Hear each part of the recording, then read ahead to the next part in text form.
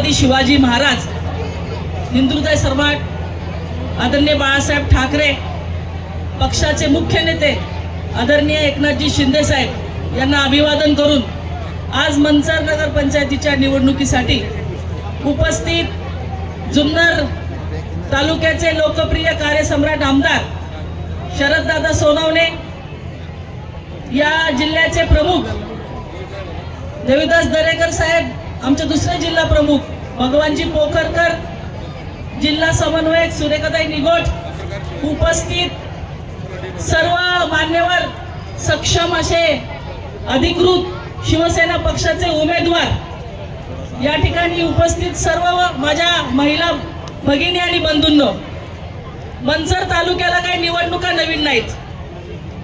या मंचर तालुक्याचा जो इतिहास आहे तो आतापर्यंतच्या वक्त्यांनी या ठिकाणी आपल्याला सगळ्यांना सांगितलाय आणि मला वाटतं भाषणाचा डोस माझ्या महिला भगिनींना जास्त झालेला आहे.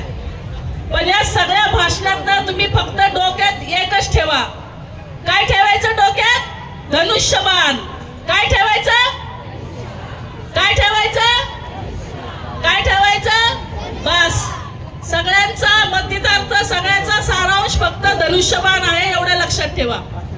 या मंचर शहरामध्ये स्वर्गीय बाळासाहेब ठाकरे यांचा पदस्पर्श झालेला आहे. गेले अनेक वर्षापूर्वी बाळासाहेब ठाकरे यांचं आगमन या मार्केट यार्डच्या ग्राउंडवरती झालं होतं. त्यावेळेस जे वातावरण होतं तेच वातावरण मला आता या ठिकाणी जाणवतंय. शिवसेना काही या तालुक्याला नवीन नाही. शिवसेना ही सगळ्यांना माहिती आहे. परंतु आताचं सध्याचं जे राजकारण आहे ते एवढं गढूळ झालेलं आहे की आपल्याला कळत नाही की शत्रूमध्ये आपला मित्र आहे का मित्रामध्ये आपला शत्रू आहे. सगळा संभ्रम राजकारणाचा झालेला आहे. परंतु मी तुम्हाला सगळ्यांना एक सांगू इच्छिते, आता ज्यांचं नाव आदर्श सरपंच म्हणून ज्यांना या शहरामुळे भूषवलं गेलं, या ग्रामपंचायतीमध्ये भूषवलं गेलं, त्या दत्ता भाऊ बद्दल आज सगळेजण बोलले आणि ते खरंच ते सगळं बोलणं एकूण एक सत्य आहे. कुठलंही चढवून कुणी काही सांगितलेलं नाहीये.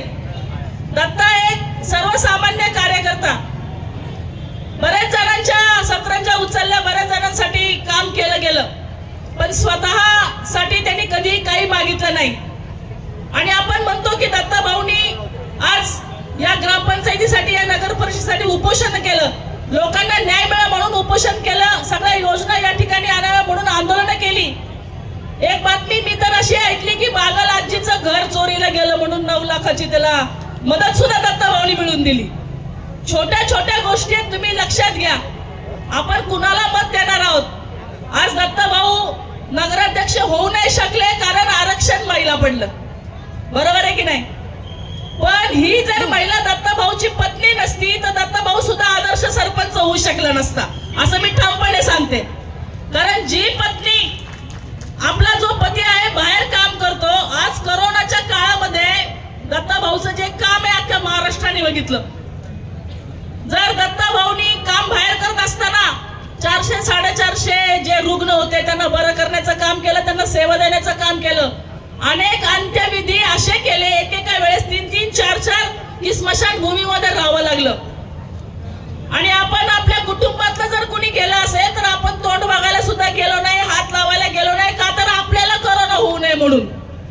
अशा वेळेस राजश्री ताईंनी जर दत्ता भाऊला अडवलं असतं, भांडण केलं असतं, जाऊ नको म्हणले असती तर ते जाऊ शकले नसते.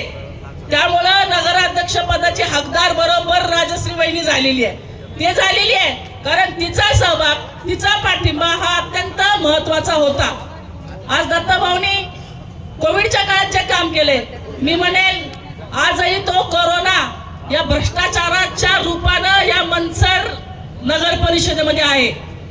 आणि तो भ्रष्टाचार, तो कोरोना रूपी भ्रष्टाचार जर बाहेर काढायचा असेल तर राजश्री गांजळे हे नगराध्यक्ष झाल्याशिवाय दुसरा कुठलाही पर्याय नाहीये. आपल्याला तो काढावाच लागेल. आज हे जे उमेदवार मी बघत होते, अनेक निवडणुका, मी पण 30 वर्ष राजकारणामध्ये आहे, मी अनेक निवडणुका बघितल्यात. इकडचंच काम आम्ही 3 टर्म केलेले आहे, तुम्हाला सगळ्यांना माहिती आहे, आंबेगावचंच. आणि अशा ह्याच्यामध्ये एवढं निवडणुका बघितल्या जेव्हा आम्ही आहेत, परंतु मला एकूण एक उमेदवार हा सक्षम वाटला, एकूण एक उमेदवार हा ताकदीचा वाटला. भले तो पैशाने ताकदीचा नसेल, परंतु तो समाजसेवक आहे. तो तुमच्या निश्चितपणे तुमच्या सगळ्या कसोटीला तो पार उतरणार आहे. दत्ता भाऊला जर चाणक्य म्हणलं तरी काय वावगं ठरणार नाही. चाणक्य तुम्हाला माहितीये ना, आज नवरत्नामधलं एक रत्न असतं चाणक्य नावाचं, अत्यंत हुशार. कुठं काय करायचं आणि कधी करायचं हे दत्ता भाऊला नक्की माहितीये. आणि त्यांनी ते सगळे आपल्या या निवडणुकीमध्ये पेत्रे अवलंबलेले आहेत, मला खात्री आहे. आज एक उमेदवार आमची उभी केली, जी आता लॉ करते, वकिलीची परीक्षा देते, उशिरा आली. ज्याला मराठीत समजत नसेल त्याला इंग्लिश मधनं समजायची सोय सुद्धा दत्ता भाऊनी केलेली आहे. तिच्या माध्यमातून ते सांगणार की तुम्हाला इंग्लिश समजते ना, आम्ही इंग्लिश मधनं सांगू, परंतु फक्त काय तर धनुष्यबाण. आज आपण बघतो या व्यासपीठावरती सर्व जाती धर्म सगळी लोक आहेत आणि सगळ्यांचा नारा आहे फक्त धनुष्यबाण. आज जेव्हा आपले 16 उमेदवार आहेत, 17व्या नगराध्यक्ष पदाचे उमेदवार आहेत, आता सगळे दरेकरांनी सांगितलं की समोरच्यांकडे पॅनल सुद्धा गोळा करता नाही आलं. सगळ्यांनी एकमेकांच्या हातात हात घालून या ठिकाणी पॅनल केलेले आहेत, पण आमचं धनुष्यबाणाचं एकमेव पॅनल आहे. आज आपल्या पक्षाचे मुख्य नेते एकनाथजी शिंदे साहेब, आपल्याला माहिती आहे या माता भगिनींना खास करून ते जेव्हा मुख्यमंत्री झाले त्यामुळेच लाडकी बहीण ही योजना आपल्याकडे आली आणि आपल्या लाडक्या बहिणींना जे काही अर्थसहाय्य मिळतंय ते फक्त एकनाथ शिंदे साहेबांमुळे मिळतंय. आता बाकीचे पक्षही त्याचा उहापोह करतात की त्यांच्यामुळे मिळतंय, परंतु जर एकनाथ शिंदे जर नसते तर ही गोष्ट कदापि शक्य झाली नसती. आपलं एक मत जे आहे, आपल्याला माहिती आहे मतदानाला पवित्र म्हणलं जातं. जसं रक्तदान पवित्र आहे, जसं अन्नदान पवित्र आहे, तसं मतदान सुद्धा अत्यंत पवित्र आहे. तुमची सद विवेक बुद्धी जागृत ठेवा. आज माझ्या माता भगिनींवरती सगळ्यात जास्त जबाबदारी आहे. तो काळ गेला की नवरा सांगायचा इथं शिक्का मार, इथलं बटन दाब आणि बाई मारायची, तो काळ गेला. आता बाईने सांगितलं पाहिजे नवऱ्याला, हाच माणूस योग्य आहे, हेच बटन दाबायचं, धनुष्यबाणाचंच बटन दाबायचं, ही आजची काळ आहे. कारण का तर लाडका भाऊ आमच्या पाठीमागे आहे. मग तो दत्ता भाऊ असेल, मग ते एकनाथ शिंदे असतील किंवा आपले शरद दादा सोनवणे असतील. आज सगळ्यांना माहिती आहे की अपक्ष निवडून येणं एवढं सोपं काम नव्हतं, परंतु ठाम आत्मविश्वास, जनतेची सेवा आणि लोकांमध्ये राहणं हे कधीही कुणाला कुठेही थांबवू शकत नाही. जसं शरद दादांनी स्वतःचं वर्चस्व जुन्नरमध्ये निर्माण केलं, आंबेगाव सुद्धा त्यांचंच घर आहे. कोण म्हणतं की आंबेगावला शरद दादा बाहेरचे आहेत, आंबेगाव सुद्धा त्यांचंच आहे. हे कार्यकर्ते जे आहेत ते शरद दादांच्याच नेतृत्वाखाली या ठिकाणी काम करतात. नुसतं इथलंच नाही, जुन्नर आहे, मंचर आहे, चाकण आहे, खेड आहे, या सगळ्याच्या सगळ्या नगरपालिकेमध्ये शिवसेनेचाच भगवा फडकणार असं या निमित्ताने मी सांगू इच्छिते. आपण सगळ्यांनी खूप वेळ गेला, मला माहिती आहे की जेवणाची वेळ झालेली आहे,